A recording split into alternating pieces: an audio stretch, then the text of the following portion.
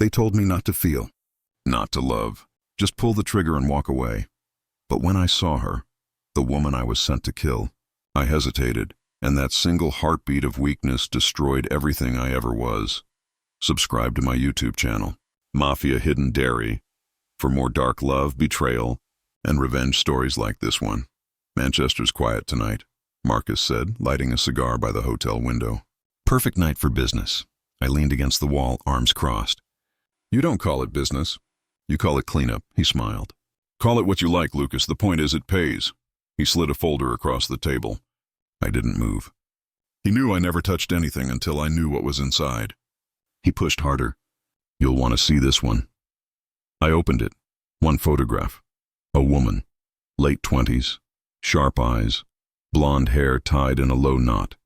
Amelia Hart, target. Politics? I asked. Public relations consultant. Works for a rival syndicate. Leaks information. Dangerous. Marcus exhaled smoke. Standard removal. No noise, no trace. And how much? $500,000. Clean and fast. I studied the photo again. She doesn't look dangerous. She doesn't need to. That's why you're the best, isn't it? You see threats before they show teeth. I shut the folder. Where? Manchester City Center. Cafe near Deansgate. She's a creature of habit. Same table, same tea, every Thursday. I nodded once. Consider it done. Marcus grinned. I knew you wouldn't disappoint me. He stood to leave, but stopped by the door.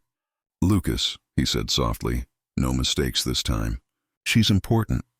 Everyone's important to someone, I muttered. He didn't reply. The door clicked shut.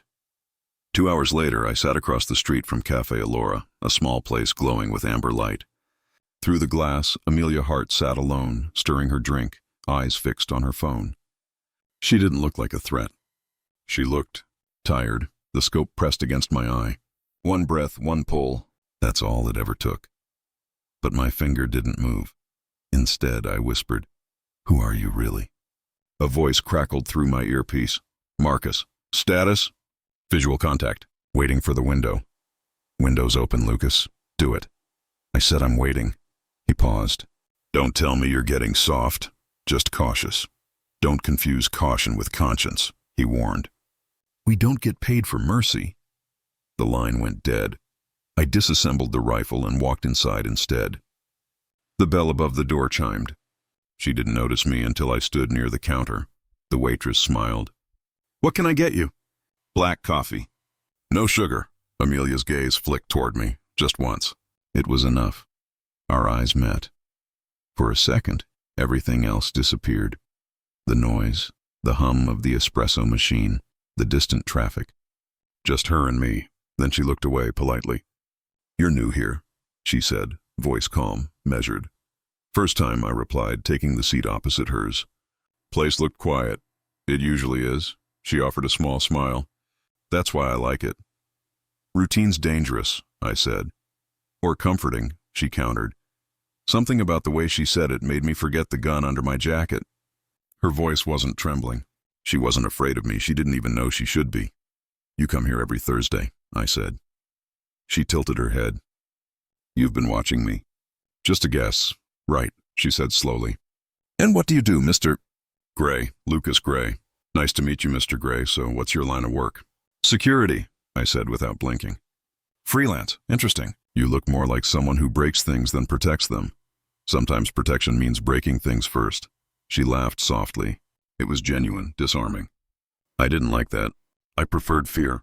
It made everything cleaner. Half an hour later, she stood to leave. I followed her outside, pretending to make a call. Her stride was confident. No guards, no backup. She stopped by a parked car, checked her phone, and frowned. Then she looked back, right at me. I froze. She didn't seem scared. Instead, she said, If you're going to follow me, at least do it properly. Excuse me? You've been staring since you walked in. I'm guessing you're either a journalist or trouble. I forced a smile. I'm not a journalist. Then that makes you trouble. Maybe. Her expression softened. You don't strike me as someone who enjoys it. I didn't respond. She stepped closer, close enough for me to smell her perfume. Light, citrus, clean. Who sent you? She asked. What makes you think someone did? Because I've been around men like you, she said. And they never just show up. Before I could answer, a red dot flickered across her shoulder. Instinct kicked in. I grabbed her arm, pulling her down behind a car. She gasped. What the hell? Stay down!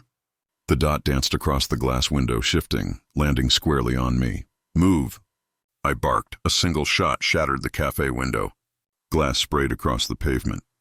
People screamed. Tires screeched as a black SUV sped off down the road. I crouched low, checking her for wounds. None. Just shock in her eyes. Who are you? She whispered. I looked past her at the smoking window, my pulse steady but my mind racing. Wrong question, I said quietly. You should ask who wants us both dead. I stared at my reflection in the mirror. Different haircut, clean shave, no trace of the man who pulled a trigger for a living. Lucas Cole, I whispered to myself. Security consultant, Manchester-based. The alias felt too clean, too normal. Amelia opened the door before I could knock twice. Her expression shifted from cautious to curious. You're the security expert Marcus recommended. Yeah, I lied smoothly. Lucas Cole, she stepped aside. Come in. Her apartment was minimalist, books, files, a half-empty cup of tea. Ignore the mess, she said. It's been tense lately. Tense how? Anonymous calls, emails. Someone's been following me. She looked up, searching my eyes. You'll think I'm paranoid. I don't think anything until I see proof, I said. She smiled faintly. Practical. I like that. I began checking windows, locks, entry points. My instincts told me she wasn't lying. Someone was watching her. Ever handled threats like this before? She asked. Plenty, I said. She folded her arms. You don't talk much, do you? I talk when it matters. That sounds lonely. It's safer that way. Her eyes softened. Safe doesn't always mean alive. Her words hit harder than I wanted them to. I focused on the job, checking her CCTV feed, pretending I wasn't memorizing her smile. That night, she made coffee for both of us. I read about you, she said. Your background's impressive. Military, something like that. You don't look like a man who takes orders. I take contracts. Not orders. Same thing, isn't it? Not really, I said quietly. Orders come from trust. Contracts come from money. She studied me for a moment. Then which one brought you here? I lied without blinking. Money. But in my chest, something twisted. 3 days passed. We worked side by side installing alarms and new locks. She talked. I listened. You ever regret anything you've done? She asked once. Regret doesn't fix outcomes, I said. Neither does silence. I looked at her. You like testing people, don't you? I like truth, she replied. It's rare. Truth gets people killed. Maybe. But lies kill the soul first. I turned away before she could see my face. The fourth night, we went to dinner. Her idea, not mine. You can't guard someone you don't understand, she'd said. She wasn't wrong. The restaurant was crowded. Music low, lights warm. She wore black, simple, elegant. You're still watching the exits? She teased. Force of habit. Relax, Mr. Cole, you're off duty. I'm never off duty, she smiled. Then who guards you? I hesitated. No one. That's sad. It's practical. You keep saying that, she said softly. But practical sounds a lot like afraid. I didn't reply. I couldn't when we left. The air was crisp. She unlocked her car while talking. Maybe tomorrow you can... The explosion swallowed her sentence. A flash, a roar. Fire bloomed around the vehicle like a nightmare. I hit the ground hard, ears ringing. Debris rained down. Amelia, I shouted, running through the smoke. She was on the pavement, coughing, alive but stunned. I dragged her back against a wall. You're okay. You're okay. What the hell? She gasped. Stay still. People screamed. Alarms blared. Flames cracked. I scanned the street, instincts kicking in. Whoever planted that device had precision. Too precise. Then I saw it. Etched under the wreckage, a small metal tag burned into the bumper. A mark I knew. Mine. I froze. Amelia noticed. What is it? Nothing, I said too fast. She grabbed my wrist. You've seen that symbol before. Let's get you out of here. Lucas, now! I pulled her toward a side street. Sirens wailed in the distance. Every step felt heavier. Half an hour later, we sat inside her friend's flat. The lights were off. She held an ice pack to her arm. You're bleeding, she said quietly. I've had worse. She looked at me, suspicious now. You moved before the blast. What? You grabbed me before it happened. How did you know? Instinct. No, she said. It was something else. You knew it was coming. I stared at her. You're in shock. I'm not stupid. Never said you were. Then tell me the truth. I told you, I'm security. She exhaled sharply. Right. Security that knows how to handle explosives. Maybe you should rest. Maybe you should stop lying. Her voice cracked at the end. But she didn't look away. I turned to the window, needing air. That's when I saw the reflection. Someone standing in the alley below. A man, dark coat, watching. I drew my gun, motioned her to stay back. Don't move, she whispered. Who is it? I don't know yet. I slipped outside, silent, heart steady. The alley was empty, just the echo of my steps. Then a voice behind me. Busy night, Mr. Cole. I spun around, gun raised. A badge flashed in the faint light. Detective Aiden Clark, he said calmly. Put the weapon down. What do you want? Answers. Starting with why an ex-military ghost like you is living under a fake name and babysitting a woman on a kill list. I tightened my grip. You've got the wrong man. He smiled thinly. Then you won't mind explaining why that car bomb used your signature detonator code. I froze again. You don't know what you're talking about. Oh, I think I do, he said. Someone hijacked your identity, Lucas Gray, which means... He stepped closer. The bomb wasn't meant for her. It was meant for you. Marcus was waiting in the safe house, cigarette smoke curling in the air like a lie I could smell before I saw him. Lucas, he said coolly. You look like hell. Comes with realizing your life's been auctioned off, I replied, shutting the door. Start talking. Who ordered Amelia's death? He leaned back, smirking. You don't ask questions like that. You execute orders. I stopped executing lies. His smile faltered. You think she's innocent? Everyone in this game bleeds corruption. And you? I asked. You sold me out. Don't pretend you're clean. He stubbed the cigarette into the ashtray and sighed.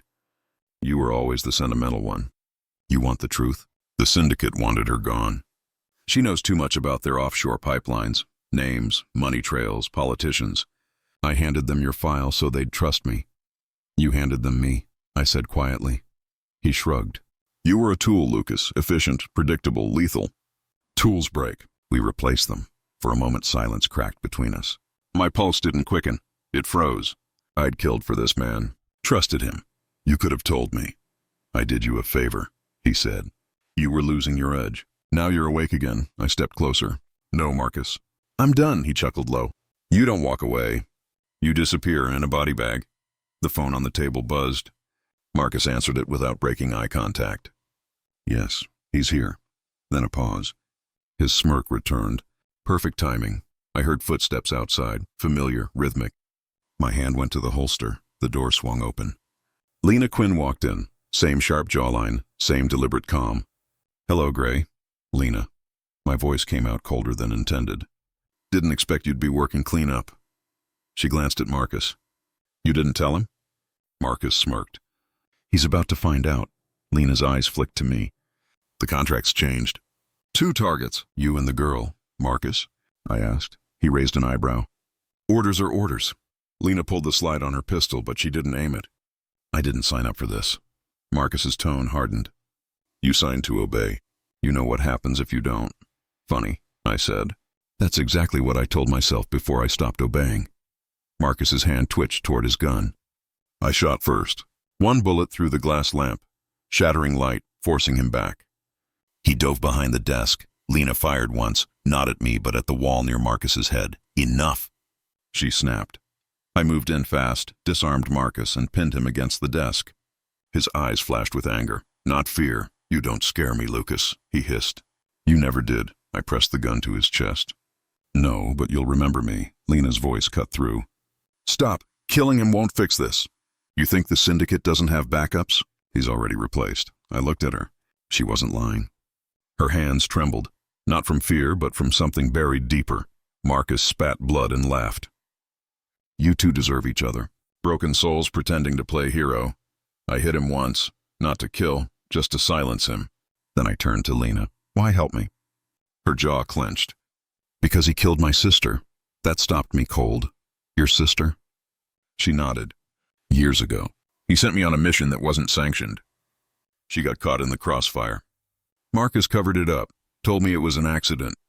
But I found the file. He signed the order, Marcus sneered. She was collateral. Lena didn't hesitate, and she shot him once in the leg. His scream echoed off the concrete walls. "That's mercy," she said. "The rest is yours." Marcus crawled toward the desk. "You'll never outrun them, Lucas. The syndicate owns everything." "Then I'll burn what they own," I said. We left him bleeding, but alive. Mercy wasn't weakness. It was strategy. Outside, Manchester's skyline shimmered, glass and steel under cold sodium lights. No rain, just the hum of traffic and the low growl of the city. Amelia waited in a black sedan near the curb. When she saw Lena beside me, her eyes narrowed. "She's with us," I said. Amelia's voice trembled with restrained anger. "You said no more lies." "She saved your life," I answered. "And mine." Lena slid into the back seat. "The syndicate knows you're alive, Amelia. They'll come fast. We need to move." "Where?" she asked. "Out of the city," I said. "Old freight tunnels under the outskirts." "They won't track us there," Amelia exhaled shakily. "And Marcus?" I glanced back at the building. "He's not our problem anymore." "He's theirs." The car rolled forward. Streetlights stretched like blurred lines on glass. Amelia finally whispered, "You could have killed him." "I know. Why didn't you?" "Because mercy has a price," I said quietly, "and I just paid it." Lena looked at me through the mirror, a faint bitter smile on her lips. "You always did pay too much, Gray." Maybe she was right. But for the first time, the target, the mission, the lies, none of it mattered. The only thing that did was the silence between us. Not peace, not safety, just the beginning of war. I'd spent my life fighting ghosts. Tonight I was going to kill one. "Everything's in place," Lena said, checking the feed on her tablet. "Security grids mapped, exit routes clean. You sure you want to walk into his party?" "It's not a party," I said, straightening my tie. "It's an execution." Amelia adjusted her silver mask, the faint shimmer catching the ballroom light. "And who's the victim?" I looked at her. "That depends on how good we are." The gala pulsed with quiet menace, a blur of champagne strings and money. Politicians smiled over blood deals, syndicate heirs toasted to control. Manchester's elite hiding in plain sight. I moved through the crowd with the precision of a loaded gun. Every smile was a disguise, every glance a potential weapon. "Lucas," Lena's voice buzzed through my earpiece. "Marcus just entered. South corridor, 2 guards. He's not alone." "Who?" "Detective Aiden Clark." That made me pause. "He's dirty now?" "Looks like it." "He's escorting Marcus straight to the balcony." I scanned the crowd until I spotted them. Marcus in a black mask, Aiden close beside him, both pretending not to see me. They knew I'd come. Amelia's hand brushed mine. "We still do this?" "Yes," I said. "But be ready for anything." We split. I approached the balcony doors while Amelia drifted toward the orchestra pit. Lena's soft voice guided us through static. 2 cameras looped. "You've got 90 seconds before the reset." Marcus stood at the edge of the balcony, city lights glowing behind him like a crown of fire. He didn't turn when I stepped out. "I knew you couldn't resist," he said. "You always liked making me chase you," I replied. He chuckled. "It's human nature to seek closure, but you should have stayed dead, Lucas." I kept my tone even. "You've been busy. Government contracts, assassination programs. You really turned murder into a business." He turned then, smiling under the mask. "Efficiency is an art. People pay to keep the world balanced. I simply sell the illusion. You killed Amelia's father for that illusion." He didn't flinch. "Collateral." He tried to expose us. "She'll make the same mistake." "That's why she's here," I said. He froze for a fraction. Then, so she knows. "She knows everything," Marcus sighed. "Then I suppose I'll have to erase everything." The balcony lights cut out. A gun cocked behind me. "Drop it," Aiden said, voice steady. I turned slightly, catching his reflection in the glass. "You should have stayed on the right side, detective." "There is no right side," he said. "Just the one that pays better." Marcus smiled. "You see, Lucas? Everyone has a price." Lena's voice cracked in my ear. "Lucas, abort. He's rerouted the security feed.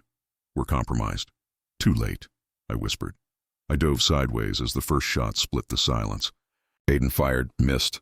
I rolled behind a column, glass shattering overhead. Marcus moved like a shadow. Calm, deliberate. "You trained me for this," I shouted, "and you learned well," he replied. "But I wrote the ending." I heard footsteps. Amelia's heels striking marble. Lucas? She called. Stay back. Another shot. This one grazed my shoulder, heat and pain mixing with adrenaline. I fired back 2 rounds, both warning shots. Marcus laughed. Still aiming to wound. You never finished the job. I caught sight of Amelia moving behind him, mask glinting, hands trembling but steady on a small pistol. Now, I whispered. Lena's voice. Power reroute in 3, 2, 1. The lights died completely. Only flashes from muzzle fire lit the chaos. I moved toward Marcus, counting his breath, his rhythm. Then a flash. A shot I didn't fire. Pain didn't hit me, but the sound did. The soft gasp. The fall. Amelia. She lay a few feet away, the silver mask cracked, a red bloom spreading fast. Marcus's gun smoked. His voice was calm. She wasn't meant to be here. My world narrowed to a pulse. I shot him once, clean through the chest. His body hit the floor without drama, just inevitability. Lena's voice screamed through the earpiece. Lucas, what happened? I dropped beside Amelia, pressing my hands against the wound. Stay with me, she tried to smile. You said we'd end this together. We will. Her fingers brushed mine. Then finish it. Her eyes dimmed before I could lie to her. The music in the ballroom never stopped. People screamed, scattered, but the orchestra kept playing, strings rising over chaos like a cruel joke. Lena burst through the side door, eyes wide. No. She took the bullet, I said. For me. She knelt beside us.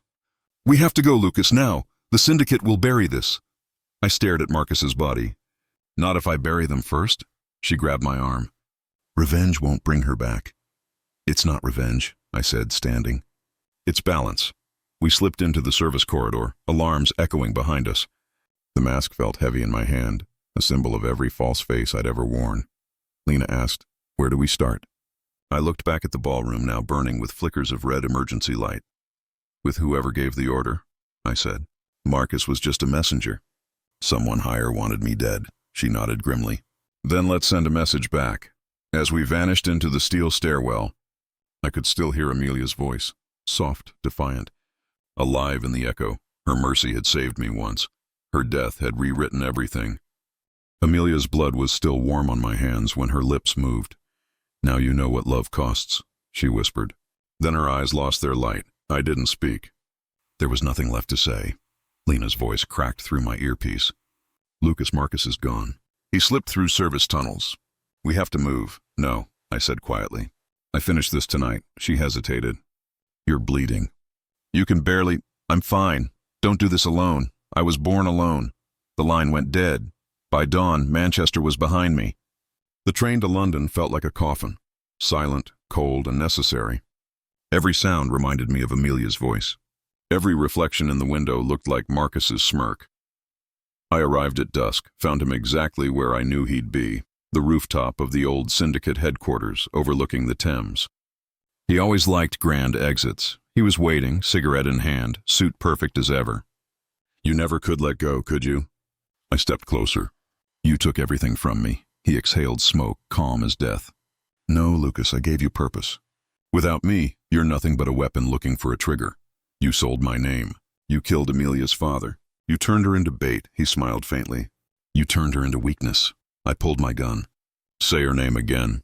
He didn't. Just looked at me like a disappointed teacher. You won't pull that trigger. You've gone soft. I raised the gun to his chest. Maybe. Then shoot, he said. Prove you're still the man I trained. For a second I saw Amelia, the way she looked at me before the bullet hit her. No fear, just belief. I lowered the gun. Marcus laughed. There it is. The assassin who learned to feel. You think that's weakness? I asked. It's clarity, he turned, looking at the river below. Clarity doesn't win wars. No, I said. But it ends them. I moved faster than his reflex. One punch, one twist. He was on his knees, gasping. The gun in my hand aimed at his leg. I shot once. Clean, not fatal, he screamed, clutching the wound. You should have killed me. I will, I said. Just not the way you think. I tossed a small recorder beside him. Files, voice logs, every order he'd ever given. You're done. Every contract, every corpse, it all points to you. The syndicate will eat its own. He tried to crawl toward me. You can't destroy me, Gray. I crouched beside him. I don't have to. You'll destroy yourself trying to survive. His eyes burned with hate. You think you're free now? No, I said. But I'm not yours anymore. I left him there, bleeding, humiliated and surrounded by the sirens already closing in. The city below glowed red and blue, swallowing him whole. I disappeared after that night. Burned the name Lucas Gray, buried the legend of the gentleman killer. For weeks, I lived like a ghost, drifting between safe houses, changing faces, avoiding mirrors. Each one showed the same thing, a man who finally understood what Amelia meant. Love wasn't my undoing. It was my rebirth. One night, sitting by the river, Lena found me again. You did it, she said softly. Marcus is in custody. The syndicate's fractured. And Amelia? I asked. She'd be proud. I stared at the water. No, she'd call me a coward for letting him live. Lena shook her head. She'd call it mercy. We sat in silence for a while. Then she asked, what now? I don't know, I said. Maybe I start over. Protect the ones I used to hunt. She smiled faintly. You think redemption's that simple? No, I said. But it's a start. She stood. You'll always be looking over your shoulder. I'm used to that. She handed me a burner phone. You'll need this. Just in case. I pocketed it, watching her walk away into the night. For the first time, I didn't feel alone. Weeks passed. I helped a girl escape her handler in Prague. Got a family out of debt in Marseille. Quiet work, no contracts, no blood money. Just balance, but ghosts don't stay buried. One night, in a cheap motel near Dover, the phone buzzed. Unknown number. I hesitated, then answered. A deep voice, distorted, calm. We know you're alive, Gray. My pulse slowed. Then you know what happened to Marcus. We do. And we still have your next target. I said nothing. The silence stretched like wire. Then the voice continued. It's someone you care about. I almost laughed. There's no one left. Everyone leaves a shadow, the voice said. The line went dead. I stared at the phone for a long time, the weight of choice pressing down again. Then I whispered, not this time. I smashed the phone, watched the pieces scatter across the floor, and walked out into the night. The city lights shimmered on the water below, endless and cold. But for the first time, they didn't look like ghosts. They looked like freedom, and maybe that was enough.